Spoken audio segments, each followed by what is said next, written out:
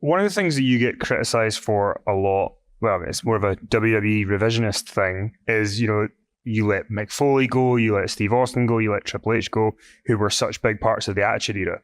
Do you think that all three of those are fair criticisms to you, or do you think context is key?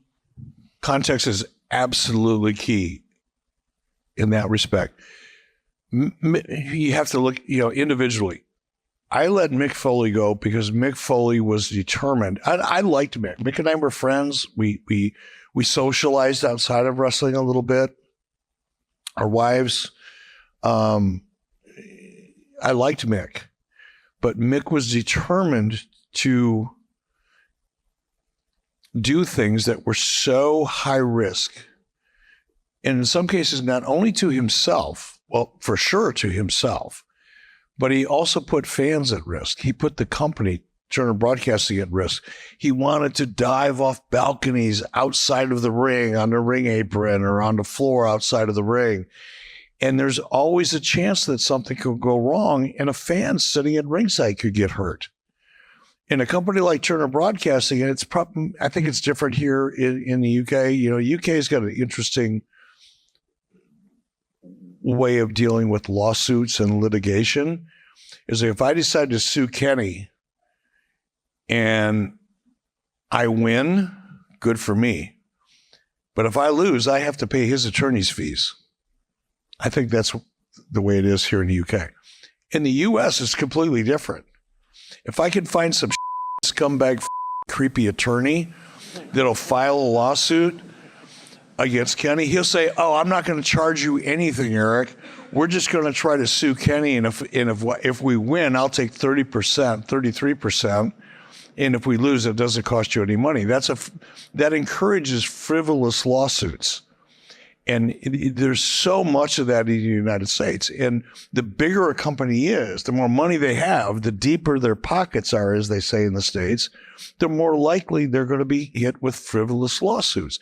And now I got a 300-pound guy that wants to jump off a balcony and splatter himself outside of the ring, and he may or may not hit somebody or hurt somebody that's at ringside.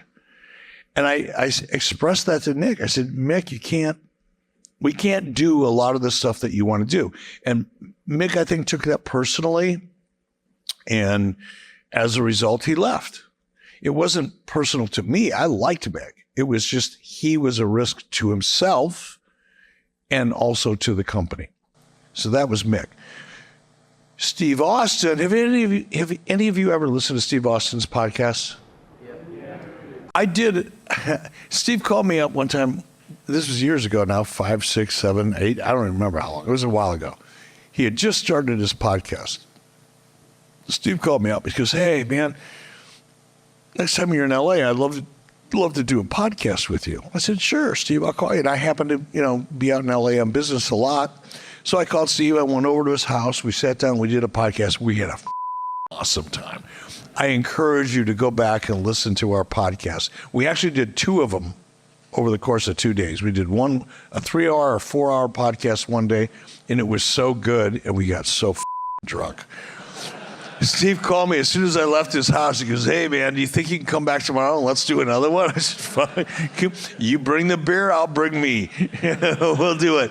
And we did another one. And during that podcast, one of the things and it was so much fun.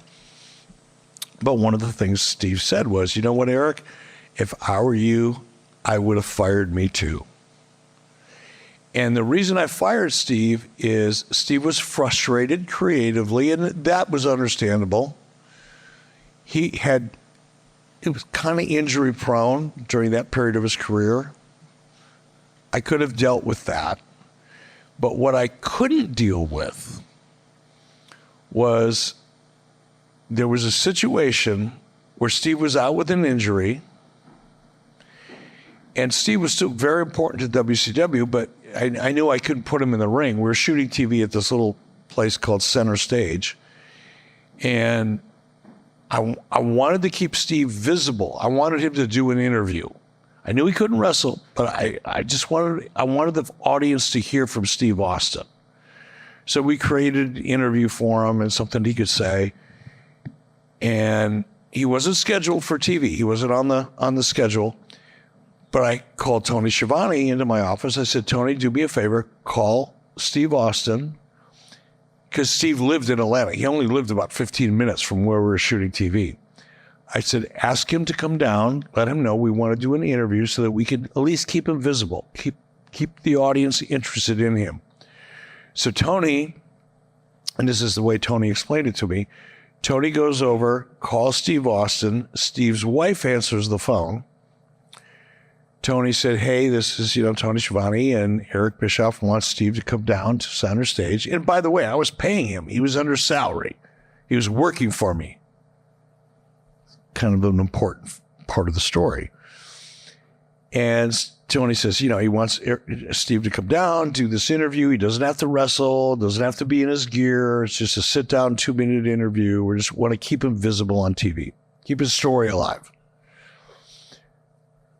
According to Tony Schiavone, as he's explaining this to Steve's wife, Steve says, oh, you want Steve to come down to center stage and do an interview?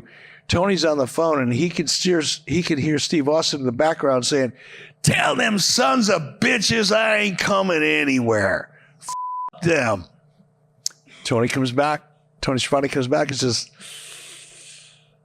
Steve said, F*** you. I went, okay, that's how that goes. And the next morning I fired him. I sent him a FedEx. You're fired. Because legally I had to do that. Everybody makes a big deal out of the FedEx. But contractually, if you would have read Steve's contract or anybody's contract at that time, I could call him and tell him you're fired. But technically they weren't fired till they received a legal notice in either FedEx or some other form of mail where they had to actually sign for it and prove that they got it. And I fired him. Not because I wanted to, but that was behavior that I couldn't allow to happen at that time.